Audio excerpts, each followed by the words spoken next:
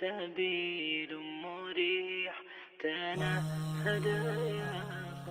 and assalamu alaikum. Today I will be sharing how I make my rice.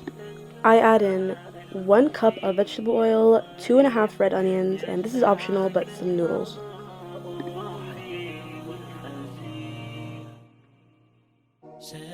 I saute them for around 8 minutes. Then I add in some water and 2 tablespoons of garlic. This is one of the spices I use. I add 1/3 cup of that.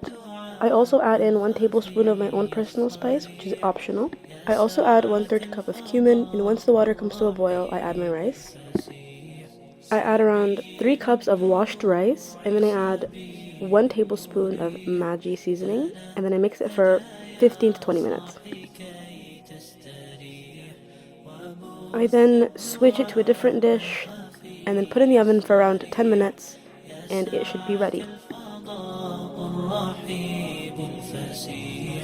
فبالله كم تستطب القروح ويبرأ. Bye guys, I hope you enjoyed this video. Don't forget thumbs up, like and share. Bye. ينشط ذاك السقيم العليل وقد كان بالسقم دهرا طريق.